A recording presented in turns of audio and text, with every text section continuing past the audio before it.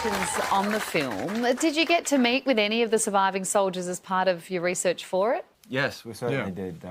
I play Harry and I play Bob Buick. And we met them both and had a few beers with a lot of the other guys too. They're a great bunch of fellas and they got a real camaraderie. Yeah, it's kind of a challenge and it's pretty nerve-wracking playing a real person and someone who's still with us, so I'm kind of glad that I think they liked the film. They saw him yesterday and they seem to be happy with it, so I think we passed the muster.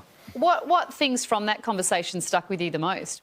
How it's right there for them. You know, they remember everything about it, and this is 53 years later or something, but it's like it happened yesterday to them. Yeah, you know, this is something like a 4-hour battle 53 years ago, and yeah, it's something they've lived with for the remainder of their lives. And as Trevor said, yeah, it's kind of, it might as well have happened yesterday. Those of us who are around during that time grew up with the stories of this Battle of Long Tan. I mean, it's just extraordinary, isn't it? Do you get a sense in making this film about how outnumbered the Australians were in comparison to the North Vietnamese?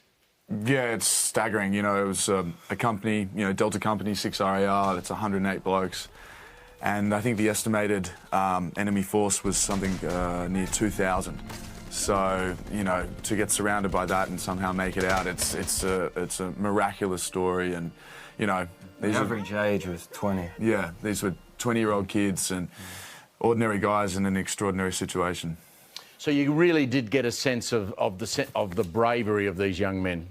Oh, yeah, it's I mean, you get a sense of it, but it's hard to truly fathom it. Yeah, and the movie's all about the mateship, protecting the guy next to you, and they just wanted to get their mates home to their families. Do you think we have any understanding of the idea of being sent off to a war like this at 18, 19, 20 years of age? No, it's almost impossible. No, people panic when they lose their phone these days, Yeah, it's very eye-opening. These guys didn't have a choice. They were 20 years old and they got sent over there, and all they tried to do was help bring their mates back. They looked after the guy next to him and he looked after the guy next to him.